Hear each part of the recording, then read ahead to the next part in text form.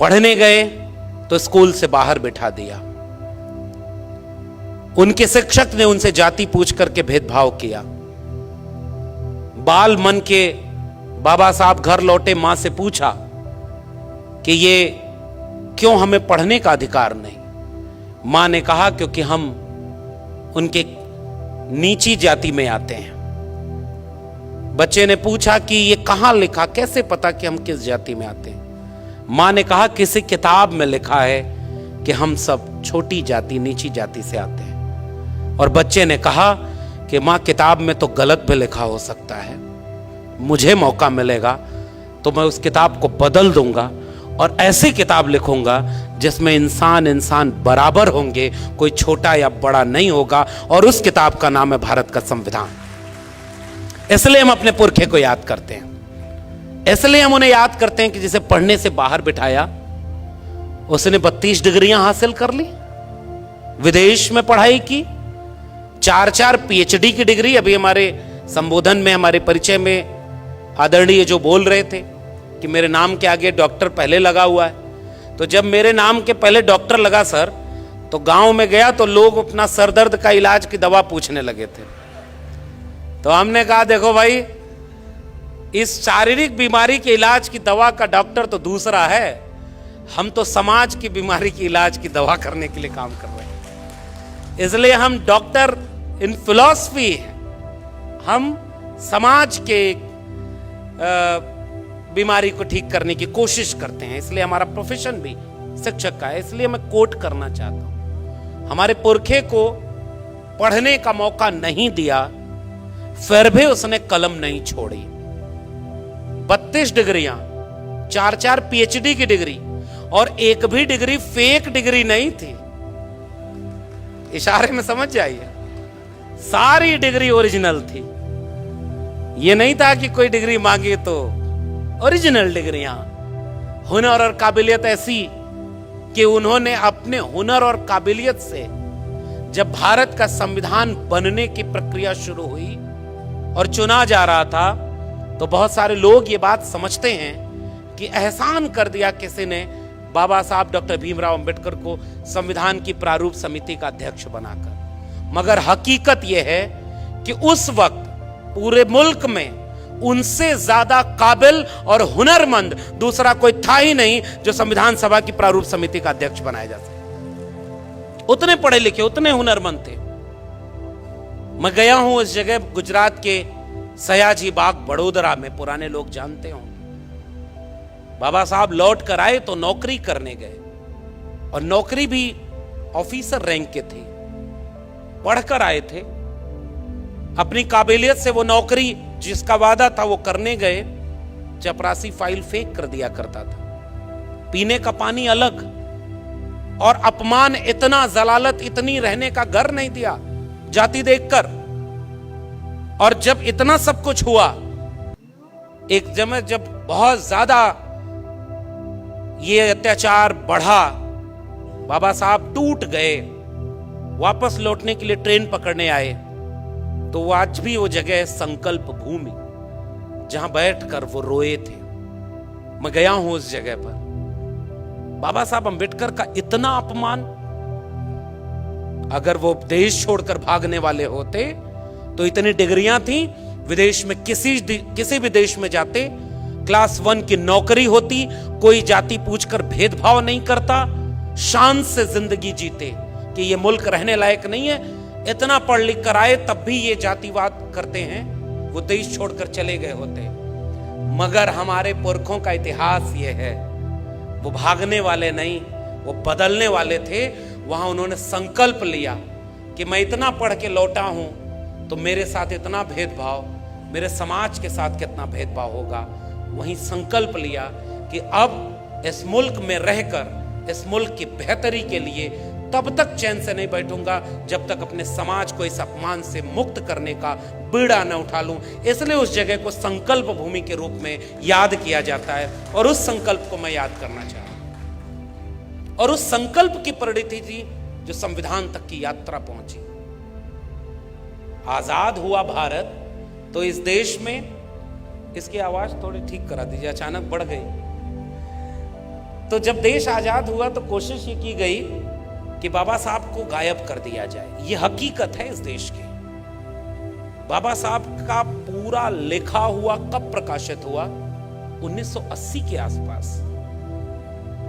जिसका आजादी में पूरा योगदान भी न हो, जिसके दिल में धर्म ज्यादा बड़ा अहमियत रखता हो, जिन लोगों ने इस देश में यह लिखा है, महाराष्ट्र के लोगों आपकी भाषा में, आप ही के बीच के लोग थे, जिन लोगों ने यह लिखा कि ये कुंभी किसान तेली कुम्हार संसद में बैठकर क्या करेंगे, उन लोगों को तो इस देश में पढ़ाया गया कि वो आजादी की लड़ाई के दीवाने थे, वो राष्ट्रभक्त थे। जिनके दिल में धर्म ज्यादा बड़ा था वो भी देशभक्त पढ़ाए गए, और जिन्होंने इस मुल्क की कुर्बानी के लिए क्या क्या नहीं सहा, उनकी किताबें नहीं छपी गई। बाबा साहब को भारत रत्न कब मिला? 1990 में आकर मिला। संयुक्त मोर्चा की सरकार, विश्वनाथ प्रताप सिंह की सरकार, मानवर कांशीराम का आंदोलन और उस सब की परिणत में बाबा साहब को भारत रत्न देने में इस देश की आजादी के 40 साल गुजर गए, मगर उन्हें पता ही नहीं था। आपके भारत रत्न के मोहताज नहीं थे डॉक्टर अंबेडकर। वो अपने हुनर और अपनी काबिलियत से भारत रत्न ही नहीं, विश्व रत्न बन चुके थे। बस वक्त था लोगों को पहचानने का। तो इस तरह का इतिहास इस देश का है, और हम जानते हैं। हमारे हाथ में कलम और किताब आई तो हमने पढ़ा है अपना इतिहास। क्यों डॉक्टर अंबेडकर का पूरा प्रकाशन 40 साल लग गए प्रकाशित होने में? उनके 14 अप्रैल को राष्ट्रीय अवकाश घोषित कब हुआ? 1990 में। उनको भारत रत्न कब मिला? 1990 में। और लंबे समय तक जब अंबेडकर को मिटा नहीं पाए तो कोशिश में लग गए कि उन्हें केवल दलितों का नेता बता दिया जाए। गोया डॉक्टर अंबेडकर का ओबीसी के की मुक्ति में कोई योगदान ना हो। तब हम जैसे लोगों ने पढ़ा और हमारे लोगों ने देश और दुनिया को यह बात समझाई, देश के ओबीसी को यह बात समझाई कि अनुच्छेद 15(4), अनुच्छेद 16(4), अनुच्छेद 340 जिसमें ओबीसी को हक मिला, वो बाबा साहब ने जोड़ा। और उससे महत्वपूर्ण बात, जब मंत्रिमंडल से इस्तीफा दिया तो हिंदू कोड बिल के बाद सबसे महत्वपूर्ण वजह यह बताई कि ओबीसी के हित के लिए जो कमीशन गठित करना है वो नहीं बनाया जा रहा है, जिससे ओबीसी का कल्याण नहीं हो रहा है। इससे नाराज होकर डॉक्टर अंबेडकर ने मंत्रिमंडल से इस्तीफा दे दिया। फिर भी इस देश में यह नहीं बताया गया कि ओबीसी के लिए डॉक्टर अंबेडकर ने क्या किया। दलितों के नेता थे, महिलाओं के लिए ग्रेच्युटी, पे grade, child care leave, maternity leave, trade union के लिए काम करने वाले वेतन भत्ता, पे ग्रेड, ग्रेच्युटी की बात करने वाले डॉक्टर अंबेडकर को कोई कॉमरेड डॉक्टर अंबेडकर की तरह नहीं पढ़ाया। 5 अखबार निकालते थे बाबा साहब, और पत्रकारिता में डॉक्टर अंबेडकर पत्रकार के रूप में नहीं पढ़ाए गए। फेमिनिस्ट मूवमेंट में महिलाओं के आंदोलन के रूप में डॉक्टर अंबेडकर नहीं पढ़ाए गए। तो ये सारी यात्रा ये थी कि उनको बांट दिया जाए, कमजोर कर दिया जाए। मगर एक बात बाबा साहब भी जानते थे, इसलिए यूं ही नहीं लिख दिया था कि शिक्षा वो शेरनी का दूध है, उसे जो पिएगा वो दहाड़ेगा। बाबा साहब के लोग पढ़ने लगे, और आज देखिए देश नहीं दुनिया में जन आंदोलन और न्याय की हर लड़ाई में अगर कोई सबसे बड़ा आइकॉन है तो बाबा साहब डॉक्टर भीमराव अंबेडकर हैं। ये इस देश का और उनका हुनर था, और इसलिए हम बाबा साहब को याद करते हुए संविधान को याद करना चाहते हैं। और इसलिए हम ये बात कहना चाह रहे हैं कि इस संविधान में हिंदू, मुस्लिम, सिख, ईसाई सबको समान लिखा है। हिंदू, मुस्लिम, सिख, ईसाई सबको समान लिखा है। मिटाकर जाति पाति भेदभाव बाबा साहब ने संविधान लिखा है। सब मिटाकर, फर्क मिटाकर, गैर बराबरी मिटाकर। और एक बात और नागपुर से पूरे देश को सुनना और समझना चाहिए। हमारा अगर कोई 100 रुपया चुरा ले, हमारे पिता का अगर अपमान कर दे, हमें कोई गाली दे दे, तो हम इस बात के इंतजार में रहते हैं कि इसने हमारा अपमान किया है, मौका मिलेगा तो इसका बदला लेंगे। और बाबा साहब की कलम को मौका मिला था कि हजारों साल से जिनके पुरखों का अपमान किया गया, इंसान ही नहीं समझा गया, बाबा साहब के पास कलम में वो मौका था कि तुमने 2000 साल तक हमको अछूत बनाया, अब कम से कम 200 साल तक तुम्हें हम अछूत बनाएंगे, क्योंकि हमारे हाथ में कलम है। मगर बाबा साहब डॉक्टर अंबेडकर, उन्होंने अपने पुरखों के होने वाले अपमान का बदला नहीं लिया। फर्क देखिए उनमें और हम में। उनके पुरखे को मौका मिला तो उन्होंने मनुस्मृति लिखी, और हमारे पुरखे को मौका मिला तो उसने भारत का संविधान लिखा, जिसमें सब बराबर हैं, कोई किसी का बदला नहीं ले रहा। और यह बहुत महत्वपूर्ण बात है, इस देश को बतानी चाहिए कि बदला लेने की एक लाइन भी भारत के संविधान में नहीं लिखी है। और ये जो प्रस्तावना है, इस प्रस्तावना में भी केंद्र में है तो न्याय का मूल्य है, समता का मूल्य है। और बाबा साहब इसलिए बाबा साहब बन पाए क्योंकि उन्होंने अपने जीवन में 3 गुरु बनाए थे। पहले गुरु तथागत बुद्ध, दूसरे गुरु महात्मा कबीर, और तीसरे गुरु महात्मा ज्योतिराव गोविंदराव फूले। और मैं आज कभी खड़ा होता हूं आज के वक्त में, तो मुझे लगता है कई बार सबको याद करने की बजाय अगर हम अंबेडकर को अपना गुरु बना लें तो हम अपने आप उस पूरी विरासत से जुड़ जाएंगे जिससे डॉक्टर अंबेडकर जुड़े हुए थे। इसलिए हमारा भी कोई राजनीतिक सामाजिक गुरु है तो बाबा साहब डॉक्टर भीमराव अंबेडकर जैसे हैं। तथागत बुद्ध को से मिले नहीं थे डॉक्टर अंबेडकर। महात्मा कबीर 2000 साल पहले तथागत बुद्ध, लगभग 700-800 साल पहले कबीर हुए। मोको कहां ढूंढे रे बंदे, मैं तो तेरे पास में। ना मैं मंदिर, ना मैं मस्जिद, ना काबे कैलाश में, ना मैं जप में, ना मैं तप में, ना मैं व्रत उपवास में। खोजी हुए तो तुरते मिले हो पल भर की तलाश में। कहें कबीर सुनो भाई साधो, मैं तो हूं विश्वास में। उस पुरखे को मिले नहीं थे बाबा साहब, लेकिन उन्हें अपना गुरु बनाया था। और इवन महात्मा फूले से भी नहीं मिल पाए बाबा साहब डॉक्टर अंबेडकर।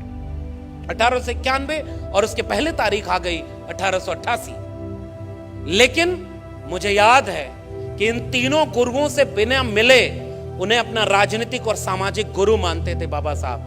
हम अपना सामाजिक और राजनीतिक गुरु बाबा साहब को मानते हैं। इसलिए इस बात को हम कहना चाहते हैं। और आप यहां से देखिए कि संविधान निर्माण की प्रस्तावना में एक बेहद दिलचस्प काम हुआ। उस दिलचस्प काम को मैं यहां से याद करना चाहता हूं, क्योंकि बहुत सम्मानित मंच है, बहुत वैचारिक मंच है।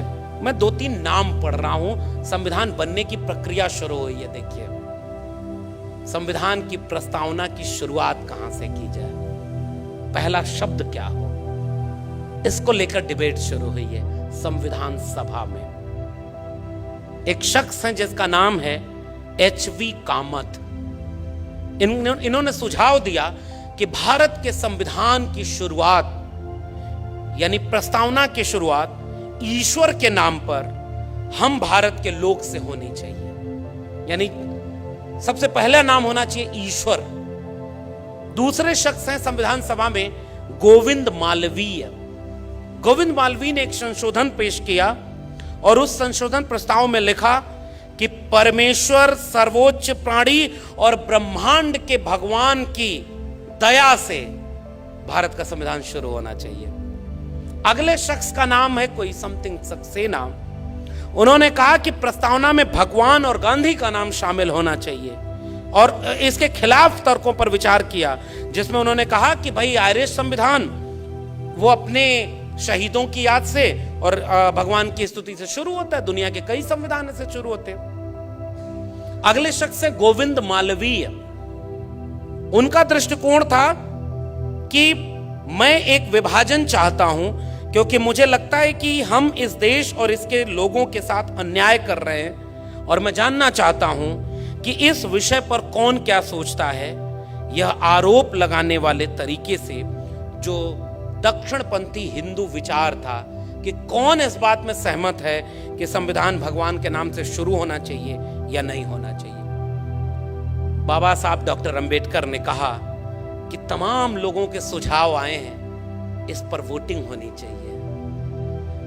कुछ लोगों ने कहा कि नहीं, भगवान के नाम पर वोटिंग कैसे होगी, तो हाथ उठवाए गए। और यहां से इस देश के नागरिकों को एक बात समझनी होगी, उस हाथ उठवाने में कि भारत का संविधान किसी भगवान के नाम से शुरू हो, 41 यानी 41 लोग इसके समर्थन में थे, 68 लोग इसके खिलाफ वोट देते हैं, और उसके बाद बाबा साहब की चतुराई से ये देश का संविधान किसी भी और नाम के संबोधन से नहीं शुरू हुआ। इसका पहला लफ्ज है हम भारत के लोग, यानी we the people of India, और इससे इस देश का संविधान शुरू होता है। और ये कोई सामान्य बात नहीं है। बाबा साहब अंबेडकर ने बहुत सोच विचार कर और उनके राय से कन्विंस लोगों ने हम भारत के लोग को सबसे बड़ा माना। और इसलिए मेरी नजर में ये जो हम भारत के लोग हैं, यही भारत है, यही देश है। किसी भूगोल के नक्शे पर खींच दी गई लकीर के बीच में आने वाले जमीन के टुकड़े से देश नहीं बनता है। देश वहां के लोगों से बनता है, वहां के नागरिकों से बनता है। और यह बात संविधान सभा के समझदार लोग समझते थे। इसलिए उन्होंने इस प्रस्तावना की शुरुआत की है, we the people of India, हम भारत के लोग। और जैसे ही हम भारत के लोग हैं तो तमाम भेद तो यूं ही मिट गए, कौन बड़ा कौन छोटा। क्योंकि यह देश तो ऐसा देश रहा है, कुछ लोगों ने इस बात का भी ध्यान नहीं रखा कि भाई तुम लिख कर जा रहे हो अपने धर्म ग्रंथ में, तो एक दिन ऐसा आएगा लोग पढ़ेंगे और कहीं हंसने न लगे कि दुनिया में इंसान एक तरफ पैदा हुआ और तुमने अपने को श्रेष्ठ दिखाने के लिए कहा कि हम मुख से पैदा हुए हैं। ये बात सुन करके आज कोई हंसेगा ही। इस देश के प्रधानमंत्री जब विदेश में जाते हैं तो दोनों बाहें फैलाकर कहते हैं कि मैं युद्ध के देश से नहीं, बुद्ध के देश से आया हूं। और जब भारत लौटते हैं तो बुद्ध के खिलाफ युद्ध छेड़े हुए हैं। इस बात को नागपुर से ज्यादा कौन बेहतर समझ सकता है। समझदार को इशारा काफी। तो वो युद्ध जो बुद्ध को याद कर रहे, कहां और देश बदल रहा है, समय बदल रहा है। देखिए, सर्वोच्च न्यायालय में बाबा साहब की मूर्ति लगाने में भी आजादी का अमृत काल आ गया। 75 साल लग गए कि बाबा साहब की मूर्ति वहां पर लगाई जाए, लेकिन वो एक ऐतिहासिक दिन था। आज उस देश में न्याय की सबसे बड़ी संस्था, जिसमें मनु को सबसे बड़ा न्यायाधीश माना था लोगों ने, उसके सीने पर चढ़कर एक बैरिस्टर बाबा साहब अंबेडकर की तस्वीर सर्वोच्च न्यायालय के सामने खड़ी है, जो रात के अंधेरे में भी डराएगी अगर किसी ने अन्याय की कोशिश की भी तो। इसलिए इन तस्वीरों और इन मूर्तियों की अहमियत होती है। हमारा खौफ उनसे पूछो जो हमारे पुरखों की मूर्तियों से भी डर जाते हैं। आज तक इस दुनिया में सबसे ज्यादा मूर्ति बनी तो तथागत बुद्ध की, और सबसे ज्यादा मूर्ति तोड़ी गई तो बाबा साहब अंबेडकर की। ये इस देश की सच्चाई है। और इसलिए हम we the people of India पर बात करने आए। उन्होंने क्या कुछ नहीं सहा था, फिर भी आप देखिए कि सबकी मुक्ति और आजादी की लड़ाई की, आजादी के लिए इस संविधान में सब कुछ लिख दिया।